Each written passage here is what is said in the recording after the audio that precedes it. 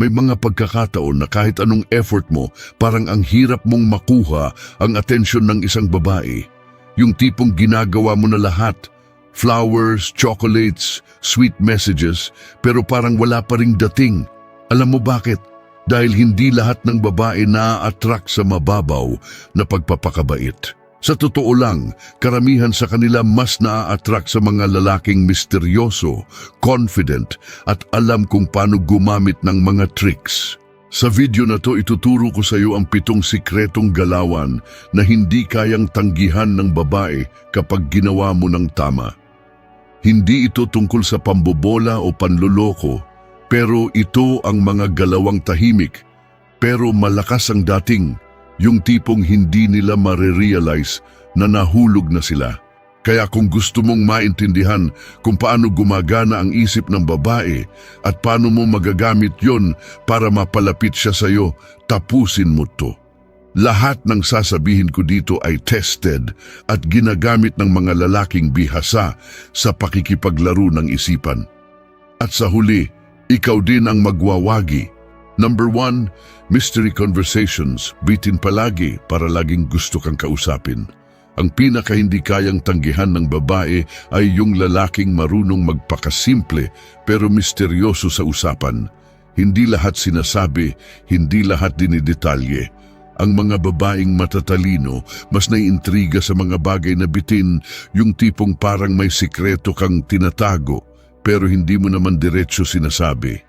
Halimbawa, habang nag-uusap kayo tungkol sa mga pangarap o goals, sabihin mo lang ng ganito, may plano akong ginagawa ngayon pero hindi pa ito yung tamang oras para ikwento. Sa totoo lang, wala ka pa talagang concrete na plano pero dahil sa statement na yon, magkakaroon siya ng intrigue. Gugustuhin niyang malaman kung ano yon at kusang magtatanong, pero ang sikreto, huwag mong agad ibigay ang buong sagot. Dapat unti-unti lang, konting hints, pero hindi pa rin buo. Sa ganitong paraan, siya na mismo ang kusang magbibigay ng oras at atensyon sa iyo.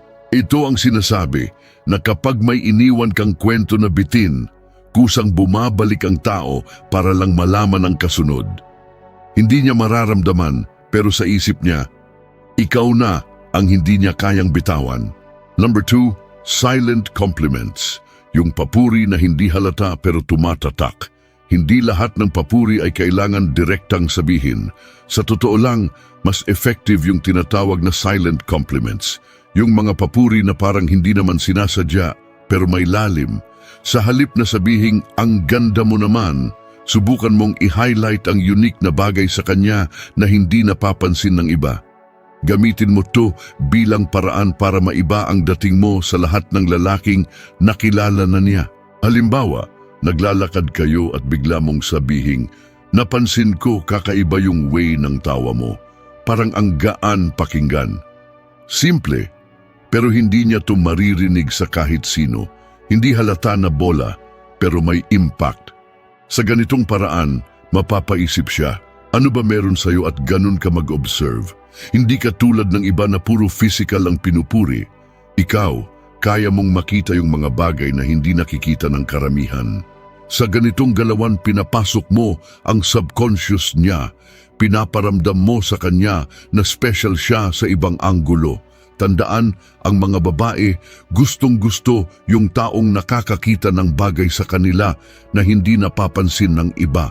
Sa simpleng linya mo, parang sinasabi mo sa kanya, ikaw ay hindi ordinaryo. At sa mata ng babae, kapag may isang lalaking nagbigay ng kakaibang pansin sa kanya, mahirap na siyang makawala. Number 3, the power of scarcity.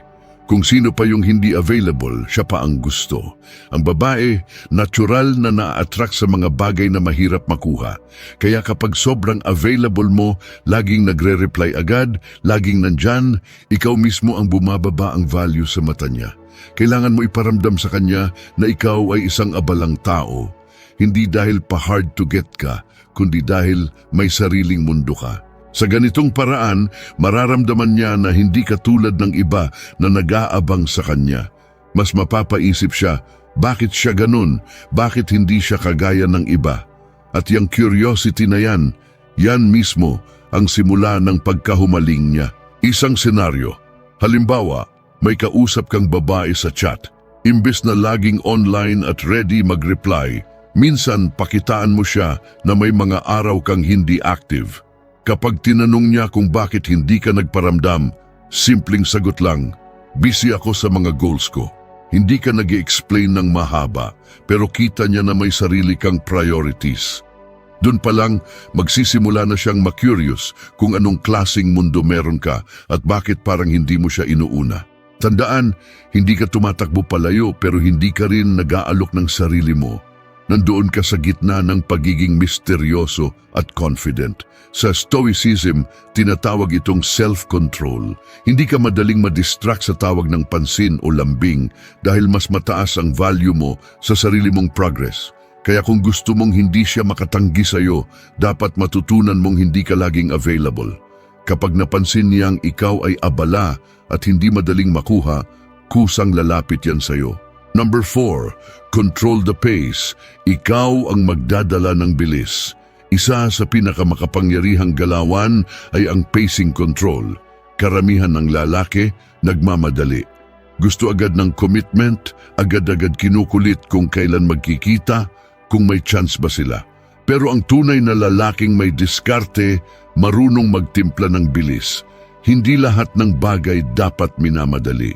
Minsan, ang pagbagal ay ang mismong dahilan para lalong mahulog sa iyo ang babae. Isang halimbawa, may babae kang nakaka-chat, tapos bigla siyang nagtanong kung kailan kayo lalabas. Imbes na magmadaling sumagot, sagutin mo ng ganito, tingnan natin kung may oras ako sa schedule ko. Hindi ito pagmamalaki. Ito ay pagpapakita na hindi ka takot mawala ang opportunity. At kapag nakuha mo na ang atensyon niya, dun mo sisimulang bagalan palalo ang usapan.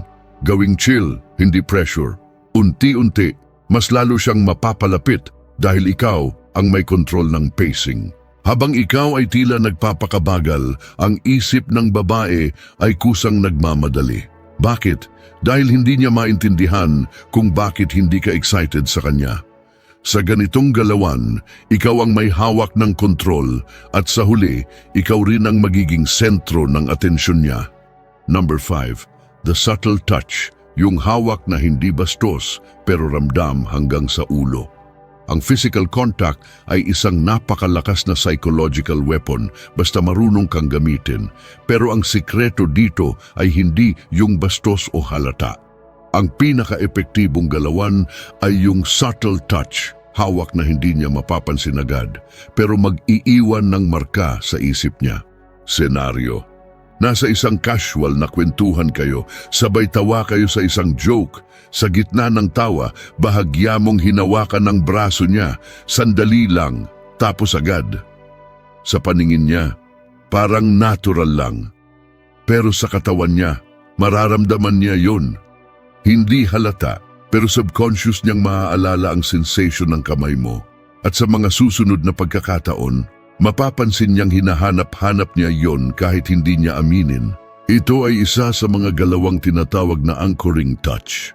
Kapag na-link mo ang positive na emosyon, tawa, saya, sa physical contact mo, kahit wala ka na, babalik sa isip niya yung saya na yon at ikaw ang magiging dahilan nun. Hindi mo kailangang maging agresibo. Sa isang simpleng touch, pwede kang hindi makalimutan. Number 6, the push and pull technique. Lumapit, umalis, lumapit ulit. Ito ang pinakakilalang game sa mundo ng pakikipagrelasyon. Push and pull, galawang palapit, palayo, tapos biglang palapit ulit. Ito ang galawan ng mga lalaking hindi madaling maintindihan, pero sobrang magnetic ang dating. At kapag natutunan mo to, kahit gaano pa siya ka-strong independent woman, bibigay din yan. Example situation, magkausap kayo sa chat, sobrang sweet at malambing ka sa umpisa. Konting oras pa, bigla kang mag-shift ng mood, magiging cold at short na lang ang reply. Sa isip niya, anong nangyari? Bakit parang nagbago siya? Hindi niya mapipigilan ang sarili niyang maghabol o magtanong. Pero ang sikreto dito, kailangan mo ring bumalik sa pagiging sweet pagkatapos ng ilang araw o oras. Sa ganitong pattern, hindi ka niya kayang basahin. At kapag hindi ka niya mabasa, lalo siyang mahuhumaling. Sa Stoicism, ito ay tinatawag na detachment with awareness. Marunong kang magpigil pero hindi ka rin nawawala sa picture. Kapag tama ang timpla mo ng push and pull, siguradong hindi siya makakatanggi sa'yo dahil ikaw ang nagiging emotional roller coaster ng buhay niya. Number 7, controlled jealousy. Iparamdam na pwedeng may iba pero hindi mo sinasabi. Ang huling galawan ay isang matapang pero sobrang effective na technique, controlled jealousy. Hindi ito yung tipong ipinapakita mong babaero ka, kundi yung subtle na pagpaparamdam na maraming tao ang interesado sa'yo, pero hindi ka affected.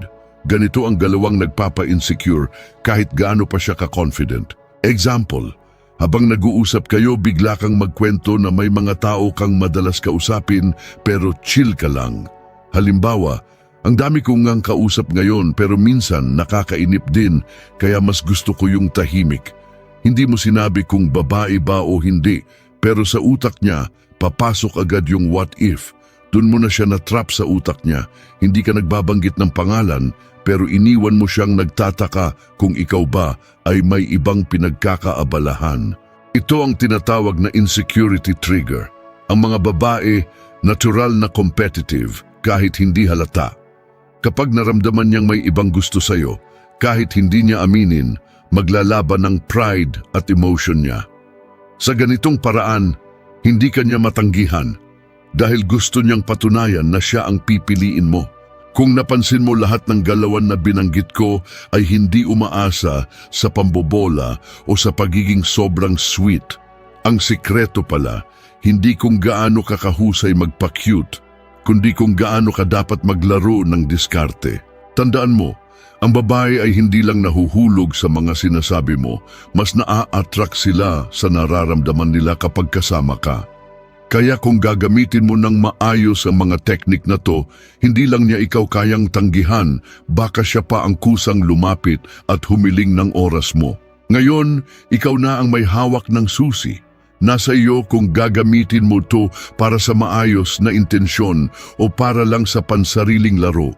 Pero isang bagay ang malinaw, kapag natutunan mong kontrolin ang pacing, curiosity at emotions ng isang babae, ikaw na ang lalaking hindi madaling kalimutan. Tandaan, sa huli, hindi sa pagiging mabait na kukuha ang totoo niyang atensyon, kundi sa pagiging misteryosong hindi niya kayang iwasan. Salamat sa panonood. Kung nagustuhan mo ang topic natin ngayon, ay huwag kalimutang mag-like at mag-subscribe. Pindutin mo rin ang notification bell para updated ka sa mga latest videos.